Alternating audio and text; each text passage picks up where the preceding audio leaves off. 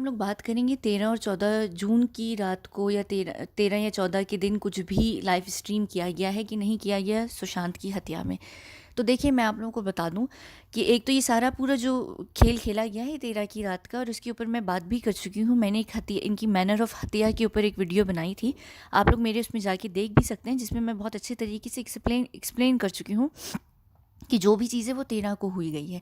अब ये जो है लाइव स्ट्रीम के ऊपर जो बात है, ये बहुत कॉमन चीज़ है जब गवर्नमेंट इन्वॉल्व होती है किसी भी चीज़ में, और जब वो स्पेशल फोर्सेस को परमिशन देती है किसी भी टारगेट को न्यूट्रलाइज करने के लिए। तो जब वो उनको मारने जाते हैं, उनकी हत्या करने जाते हैं, तो वो बॉडी कैम्स के साथ जाते हैं, क्योंकि उनको सिर्फ इंस्ट्रक्शंस मिल रही होती हैं किसकी तरफ से, जो एक पूरी टीम बैठी होती है पीछे, उसकी तरफ से। अगर आप लोगों को याद हो तो जब ओबामा ने उसामा को न्यूट्रलाइज करवाया था, तो वो लाइव स्ट्रीम पर देख रहे थे सारा कुछ। हिलरी क्लिंटन भी थी, और उनकी स्पेशल फोर्स की टीम के जो डायरेक्टर्स थे, जो भी बड़े लोग थे, वो सब बैठे हुए थे। और उन्होंने बाद में जब उनको न्यूट्रलाइज कर दिया गया था, तो आप लोगों ने देखा होगा ओबामा सेलिब्रेट भी कर रहे थे विक्ट्री को, जो कि एक बहुत बड़ी विक्ट्री थी उनके लिए। तो वो उसको सेलिब्रेट भी कर रहे थे। इसकी जो न्यूज़ में स्निपेट्स हैं वो आप लोगों को दिख गए होंगे। तो ये मैं आप लोगों को बता दूं कि जब भी गवर्नमेंट किसी भी चीज़ का ऑर्डर करती है, जब नेशनल इंटरेस्ट के लिए किया जाता है, तो उसको ज़रूर बनाया जाता है, उसकी ज़रूर वीडियो बनाई जाती है, और वो फिर आर्काइव कर दी जाती है। ये मैं बात कर रही हूँ जब हम नेशनल इंटरेस्ट पर करते हैं, यानी जिसका जो सबूत होता है, जिसकी इन्फॉर्मेशन पब्लिक को होती है, तो ऐसी चीज़ों को किया जाता है। अब जब हम अनऑफिशियली किसी को भी मरवाते हैं, या हम ऐसा कोई भी काम अपने लिए करवाते हैं, तो उसमें भी जो बड़े लोग होते हैं, चाहे वो पॉलिटिशियंस हों, चाहे वो भाई लोग हों, चाहे वो कोई भी बड़े लोग हों, या ऐसी फैमिलीज़ हों जो दुनिया की जो अमीर तरीन फैमिलीज़ हैं, ये लोग भी जब ऐसा कोई काम करवाती हैं, तो ये लाइव स्ट्रीमिंग इसलिए करवाई जाती है, कंफर्म करने के लिए कि इतना बड़ा खेल जो हमने खेला है, आया वो हुआ है कि नहीं हुआ है। अब देखें ये किस तरीके से, अब ये उसी जगह पर लाइव स्ट्रीम की गई होगी, ये आप लोग समझ सकते हैं मैं कहाँ की बात कर रही हूँ। ये बिल्कुल उसी जगह पे लाइव स्ट्रीम की गई होगी, क्योंकि इन जगहों पे डेटा जो है वो नहीं जमा होता, और अगर होता भी है तो वो एक्सेस हर कोई नहीं कर सकता। वरना सब लोग ये मुझे कह रहे थे कि अगर यहाँ पर ऐसा कोई चीज़ हुई होती तो वो डेटा जो है अब तक बाहर क्यों नहीं आया। देखिए, डेटा बाहर कभी नहीं आता, उनके पास क्लाउड सिस्टम नहीं है, वो उनके जो डेटा वगैरह वो क्लाउड में जमा नहीं हो रहा होता। उनका एक अपना प्रॉपर सिस्टम है, उसमें जमा होता है, और वहाँ से चीज़ें एक्सेस करना सिर्फ उन्हीं के हाथ में है जो वहाँ के जो वहाँ होते हैं।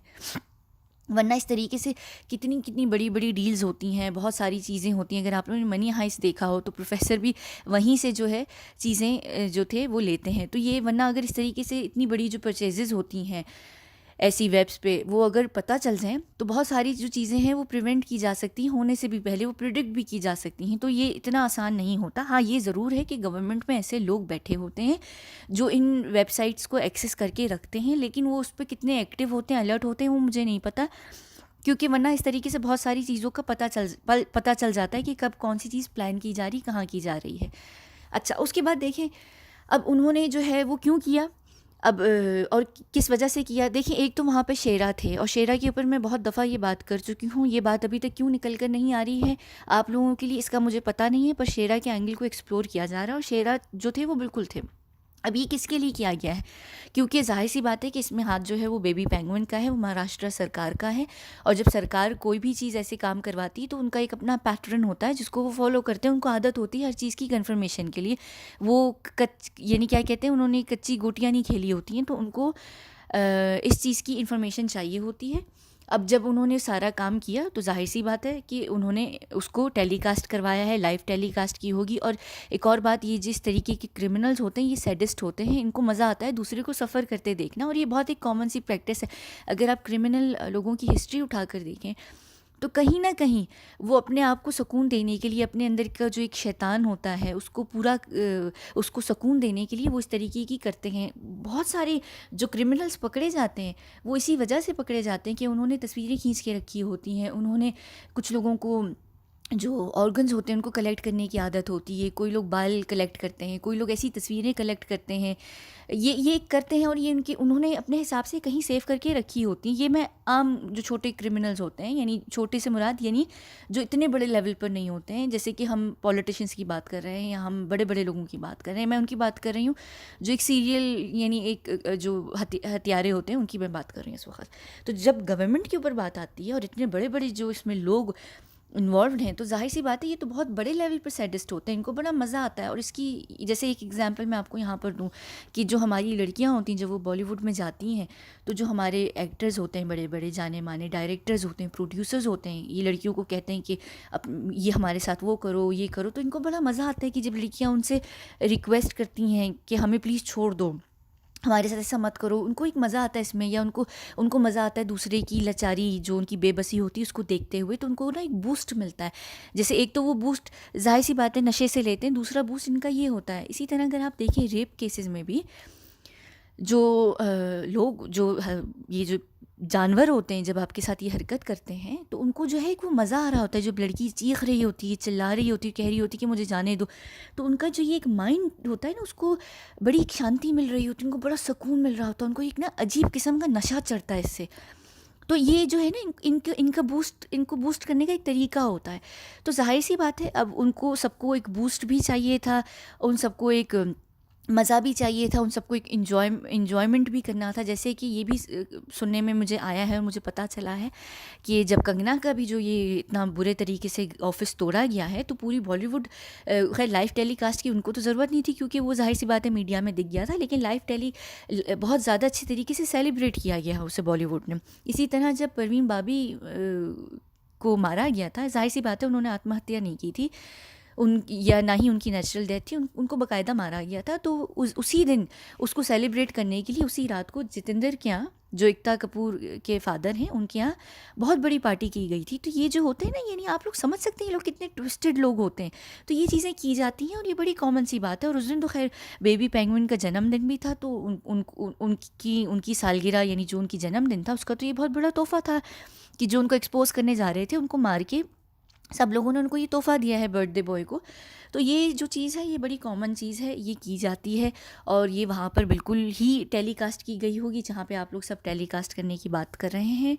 और एक और बात है, सब ये कह रहे हैं कि ये सारी चीज़ जो है वो छत पे की गई होगी, छत पे नहीं की गई है। ये घर में जो उनका प्राइमरी सीन था वो घर के किचन में था, नीचे जो ग्राउंड फ्लोर था, क्योंकि वो एक फ्लैट में रहते थे जो 2 फ्लोर्स का था, यानी कि ग्राउंड फ्लोर और फर्स्ट फ्लोर जहाँ पे बेडरूम्स थे। तो वो सारा कुछ किचन में किया गया है, किचन के एरिया में किया गया है और उसके बाद उनको ऊपर की तरफ घसीट के लेके जाया गया है, जिसकी वजह से इनकी स्पाइनल कॉर्ड जो थी, जो 3 हिस्सों में टूट गई थी। अगर वो छत से लेके नीचे फिर उनको घसीटते हुए लेकर आते, तब स्पाइनल कॉर्ड नहीं टूटती है इतने बुरे तरीके से। जब आप बॉडी को ऊपर की तरफ खींच के जाते हैं तब वो क्रैक होती है। तो वो जब उनको रूम में उठा के लेके गए होंगे और जाहिर सी बात है उनको बहुत सारी चीज़ों से मारा भी गया होगा, तो क्या कहते हैं हुआ होगा। अब देखें ये किस किस ने देखी है, जाहिर सी बात है इसमें ये वो सारे लोग होंगे जिनको भी देखने का शौक़ होगा, यानी जो इसमें इन्वॉल्व होंगे, चाहे वो सलमान की फैमिली हो, उद्धव ठाकरे तो डेफिनेटली जाहिर सी बात है कि उन्होंने ही ये काम करवाया था, उन्होंने और उनके साथ जो भी और बड़े लोग होंगे, जितनी बड़ी पार्टी यानी जितने लोग इन्वॉल्व होंगे उन सब ने देखा होगा। अब सीबीआई को ये एंगल देखने को मिलेगा, जाहिर सी बात है सीबीआई इसको ज़रूर करेगी, लेकिन क्या सीबीआई उस तक पहुंच सकेगी? बिल्कुल, अगर वो उसको निकलवा भी लें, अगर वो इस वेबसाइट पर जाके निकलवा भी लें, तो उसका तो मतलब ये है कि उनके हाथ तो पक्के सबूत लग जाएंगे। और मैं आप लोगों को बहुत पहले मैंने एक दफ़ा बताया था एक वीडियो में, मुझे अब मैं खुद भूल गई हूँ कि वो कौन सी वीडियो थी, जिसमें मैंने कहा था कि आप लोग बिल्कुल ना डरें कि सुशांत की जो बॉडी है वो बिल्कुल पानी में चली गई है और अब ख़त्म हो गई है और अब प्रूफ्स नहीं है।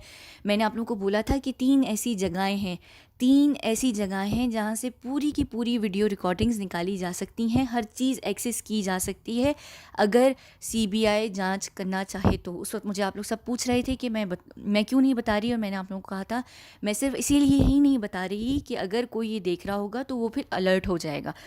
तो डेफ़िनेटली उसमें मेरा जो तीन जगहें थी उनमें से एक जो है वो ये था। दूसरा, किसी एक ने उसको बड़े अच्छे तरीके से जज कर लिया था मेरी इस बात को, और कमेंट सेक्शन में उन्होंने लिखा था, जिस पे मैंने उनको रिप्लाई बड़े एक कोडेड अंदाज में किया था। एक तीसरी एक और चीज़ है, अगर आप लोग क्रैक कर सकते हैं कि वो तीसरी और कौन सी जगह है जहाँ से वो फुटेजेस निकल सकती हैं, तो जाहिर सी बात है, अब क्योंकि इस बात की इतनी चर्चा हो रही है, और ये बहुत पहले मैंने इस बात को बोल दिया था कि 3 ऐसी जगहें हैं जहाँ से ये लाइव स्ट्रीम या फुटेज ये सब चीज़ें निकल सकती हैं। सीसीटीवी फुटेज की मैं यहाँ बात नहीं करूँगी, क्योंकि वो तो बिल्कुल आराम से ख़राब की जा सकती है। सीसीटीवी फुटेज का तो बिल्कुल ही यानी यहाँ पर जिक्र नहीं है। तो वो जो 3 मैंने उस वक्त भी बोली थी 3 चीज़ें, तो मुझे सब लोग पूछ रहे थे कि क्या कहते हैं, क्या इंडिया के पास इतनी टेक्नोलॉजी है ये और वो नहीं। तो मैंने इसके ऊपर भी ये बात कही थी कि बेंगलोर में जो लोग हैं वो इस चीज़ को बड़े आसानी से एक्सेस कर सकते हैं। और अगर आप लोगों को पता हो तो बेंगलोर में जो है इस चीज़ के ऊपर जो है एक्सपर्ट्स बैठे हुए हैं। तो मैंने ये रिप्लाई ज़रूर दिया था, तो उसका मतलब यही था। और उस वक्त मैं ये बात नहीं करना चाह रही थी, पर अब अगर ये बात इतनी खुल के सामने आम जनता में आ रही है, पब्लिक में आ रही है, तो हाँ, ये एक चीज़ थी। दूसरी, एक बंदे ने कमेंट सेक्शन में उसको दूसरा कौन सी जगह है वो उन्होंने लिख दी थी। तीसरी जो है वो अगर आप लोग चाहें तो आप लोग यहाँ पर ख़ुद उसको डिसाइड कर सकते हैं, मैं नहीं बताऊँगी। और बिल्कुल कहाँ पर की गई थी, फार्म हाउस पे की गई थी या कहाँ पर, वो ज़रूरी नहीं है। उद्धव ठाकरे जो हैं, जो ये सीएम हाउस होता है, इनके जो घर होते हैं, इनके अंदर एक अंडरग्राउंड जगह होती है। हर जो, चाहे वो प्रेसिडेंट हाउस हो, चाहे वो प्राइम मिनिस्टर हाउस हो, चाहे वो चीफ मिनिस्टर हाउस हो, जब इनके घर बनाए जाते हैं जहाँ ये लोग रह रहे होते हैं, उनको इस तरीके से डिज़ाइन किया जाता है कि उनके यहाँ अंडरग्राउंड, बहुत ज़्यादा अंडरग्राउंड, यानी अंडरग्राउंड से भी अंडरग्राउंड एक स्पेस होता है जिसका एक्सेस सिर्फ सीएम और कुछ 2-3 उनके ख़ास बंदों को होता है, जहाँ पे वो जाके इस तरह से कोई भी चीज़ को एक्सेस कर सकते हैं, प्लान कर सकते हैं, बैठ सकते हैं। बहुत सारी चीज़ें वहाँ पर डिस्कस होती हैं, तो वहाँ जाके उन्होंने ये देखा होगा। बाकी छोटे छोटे सेलिब्रिटीज़ ने नहीं देखा होगा, बिल्कुल नहीं देखा होगा। सलमान खान ने अगर देखा है तो वो इस तरीके से देखा होगा कि शेरा की वजह से। रही बात कन्फर्मेशन की, तो कन्फर्मेशन इस केस में डबल या ट्रिपल कन्फर्मेशन ही, इसमें बहुत सारी कन्फर्मेशंस की गई हैं। सबसे पहली कन्फर्मेशन तो जाहिर सी बात है वो लाइव स्ट्रीमिंग है।